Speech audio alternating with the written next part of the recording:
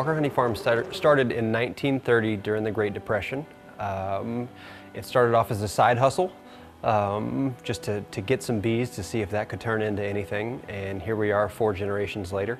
The 3rd generation, Clint Walker III, is the current owner, and his sons work for the company as well. And I grew up with his sons, and that's how I kind of got into the business, but the company's been around a long time. Transitioned from the Gauze area, which is on the other side of Cameron, went down to the Rio Grande Valley for a little while to chase some orange blossom honey. That's back when orange blossom was really big in Texas. Still a really good honey, you just don't make a lot of it in Texas anymore. Then they came back to Rogers, and then we built this new shop over here back in the early 2000s, and this building right here in 2014, and we started doing wine in 2011. So the business has continued to grow and transition and transform from bees only to every expression of the hive over the past 4 generations.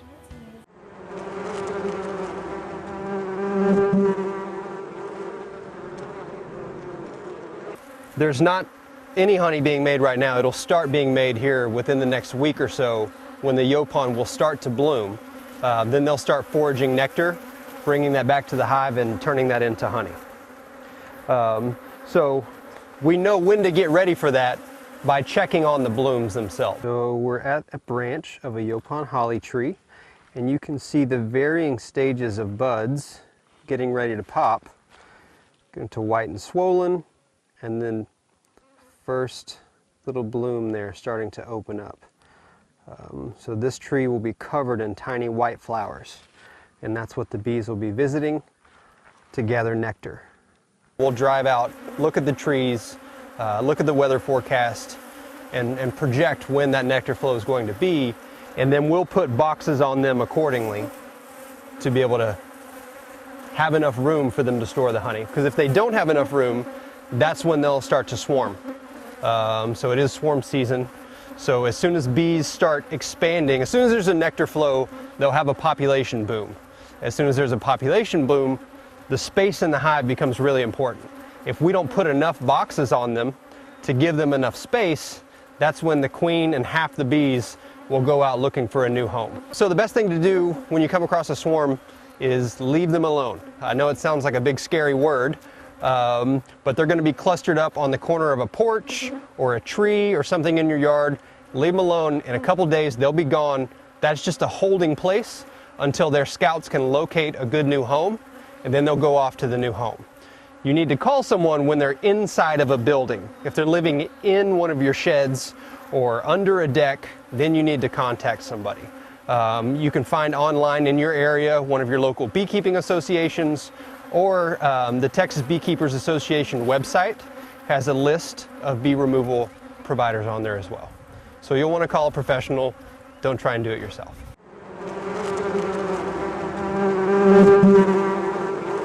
So I'm looking at darker specks there. Yes. Those darker specks. Yes.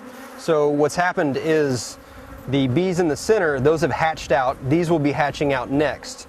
And so since these have been hatched out, the queen has come back in and laid eggs in these open spots. So as soon as the space becomes available, she's going to come back in and start laying eggs. But these should be hatching pretty soon. This is amazing. And so they're buzzing around, they're just taking care of the hive. Yep. Yeah, today they're foraging pollen to bring back to the hive, and then they're on the lookout for any nectar forage. Wow. So as soon as that starts, they're going to be ready. That's really built up. Yes. Yeah, this hive's exploding pretty well. And you can actually see here, you see the yellow balls on that bee's hind legs. Yes. So that bee has gathered pollen, and she's packed it in and has brought it back to the hive. And so you say it's exploding. Yeah, this hive is exploding in population. So there's several frames of brood here that are going to be, brood equals bees. So as this brood nest continues to grow, more and more bees are going to be born. You need a big, healthy hive to be able to capitalize on the nectar flow. So you're looking at this and thinking... I'm looking at this, yes, I'm looking at this and thinking, this is great. They're on target. They're going to continue to grow over the next several weeks, and they're going to be on track to make some honey.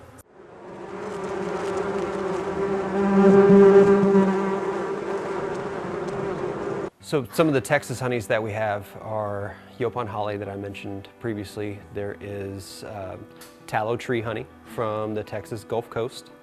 There is what we call brush honey that is from the hill country in south, where a lot of different things like guajillo, mesquite, catclaw, white brush. So they're more brushy plants rather than trees or wildflowers. You can't really call it wildflower, it's not flowers. So we call it brush honey. And let's see, we also have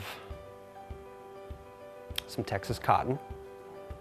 Cotton honey is interesting because it's such a high glucose content, one of the two naturally occurring sugars in honey. When you have a higher glucose content, it crystallizes faster. And the glucose content of cotton is so high that it crystallizes so quickly that we don't even bother selling it in liquid form. We just sell it in the raw crystallized form. So it's an interesting thing that'll stand out on the shelf. But we have Texas honeys from all over the state. If we don't make it, we know we have beekeeper friends here in Texas that do. So we'll source it from them. And we also have beekeeper friends from all over the nation. There are certain honeys that you just can't make here in Texas that are really good, so we want to offer those. So we have contacts all throughout the nation where we'll source honey from beekeepers that we trust.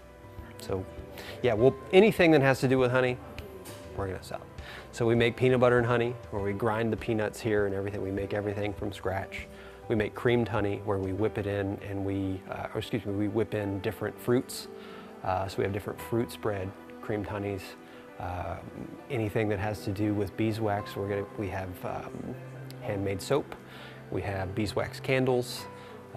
You can buy honeycomb itself, where you can just scoop it out with the wax and chew it. And that doesn't even step into making alcohol from honey, which we do as well.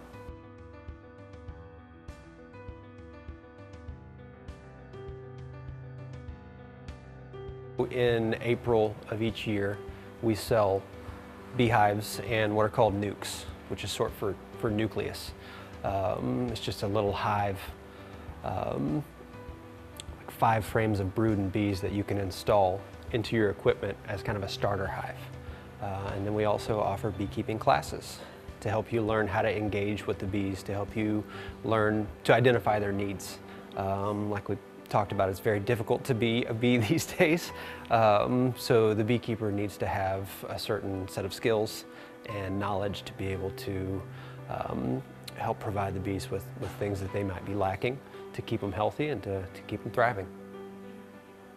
Is it important to have people be hobby beekeepers? It is. Just anything that's going to help boost the bee population is going to be beneficial. The more forage we have, the more biodiversity we have. Just bees in general, it'd be really difficult to have too many of them, just for our food supply and just for the health of the land.